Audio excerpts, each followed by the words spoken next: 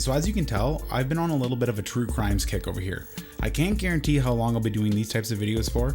I have about 3 or 4 more topics I want to cover that are in the same vein as this one and the last one. And to my surprise, there's quite a few topics in this area to cover. One of the most concerning cases I've come across is Issei Sagawa. Right off the bat, you'll notice a few similarities between Issei and Vince. They both committed horrendous acts and were both set free because of faults in the criminal justice system. There's one resounding difference though in these situations.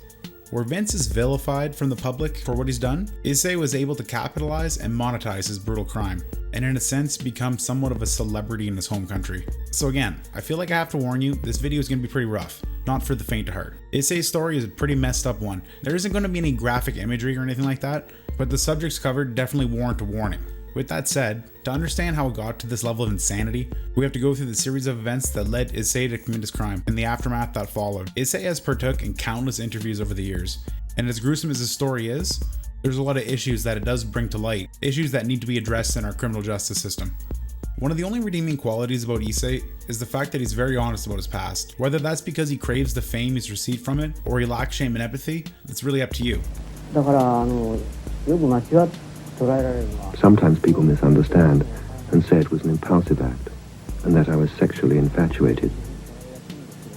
But it wasn't like that. It was premeditated. Every step had been decided. Every piece of the scenario written. Issei openly admits that years before he killed, he was showing signs of concerning behavior that could lead him to be dangerous. As a full-grown adult, he stood just under 5 feet and no more than 110 pounds. Growing up, he always compared himself to others, resulting in him developing a body complex. When Issei was born, he was underweight and premature, and when he was a toddler, he was often mistaken for the youngest child in the family, even though he was the older of the 2 brothers.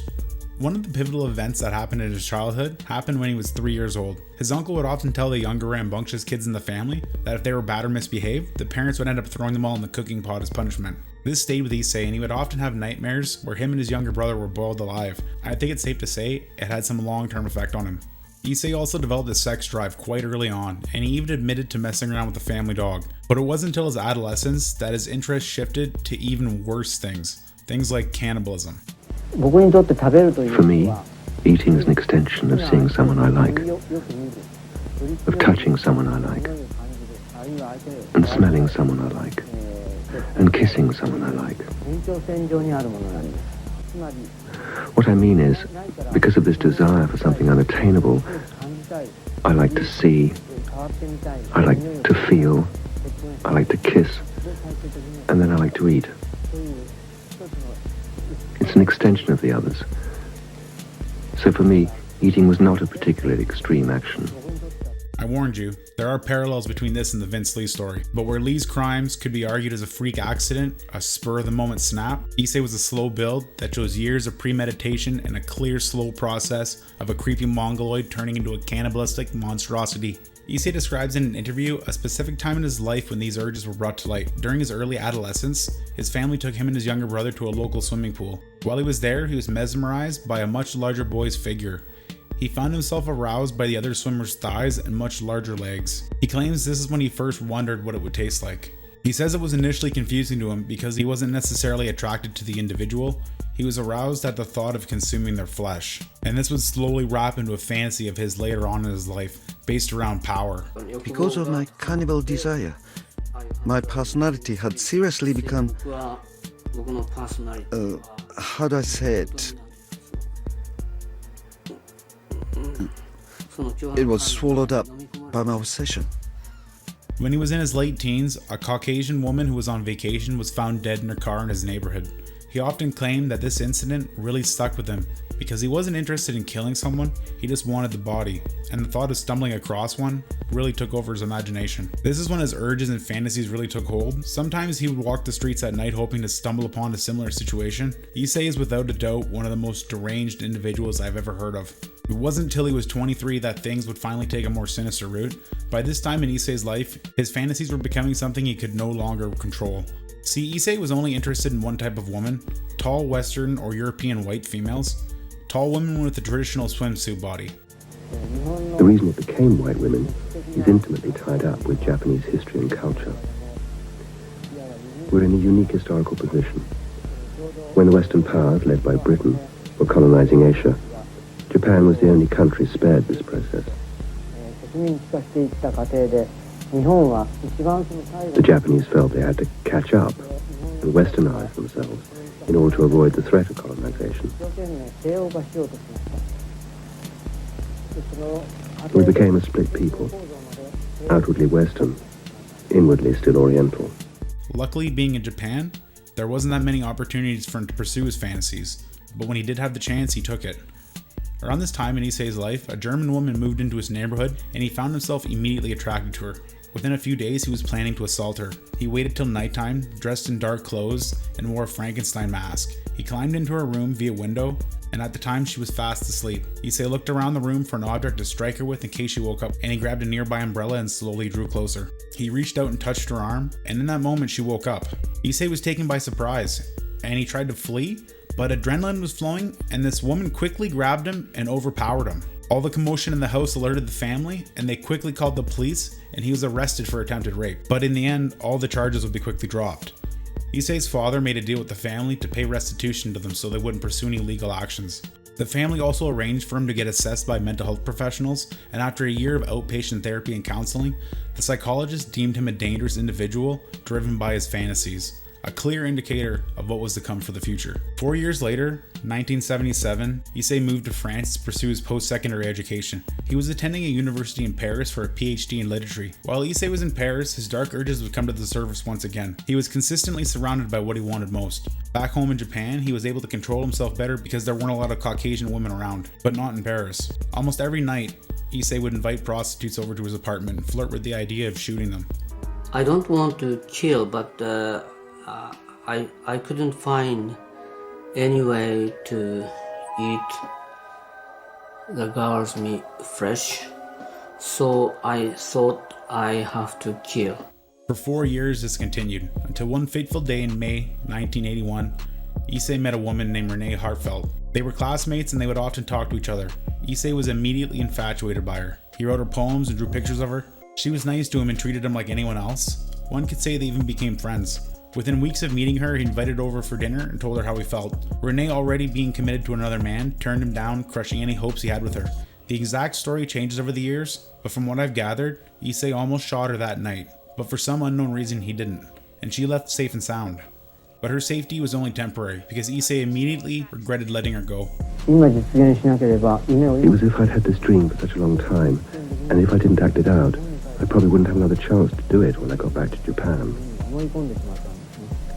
Once I thought that, it became, if I don't do it today or tomorrow, then I might die without doing it. And I'll regret it for the rest of my life. He then devised a plan to get her back into his apartment. In a sick, ritualistic way, he wrote a poem about cannibalism and told Renee that he needed someone to read it out loud so he could record it.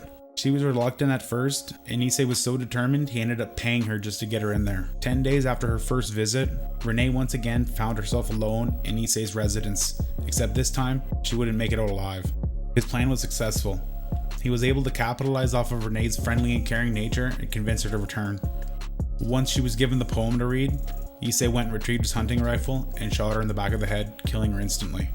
For 2 days, Issei defiled her body in the sickest possible ways. He gave into every disgusting, twisted fantasy he built up over his lifetime. This was the culmination for him. Once he decided to get rid of the body, he put the remaining pieces in 2 briefcases and went out late at night, called a cab, and took it to a local public park to dispose of it. When he went to the shore to get rid of the briefcase, there was 2 eyewitnesses there that watched him, and they ended up startling him, which caused him to flee. The 2 bystanders discovered what he had done to Renee and called the police.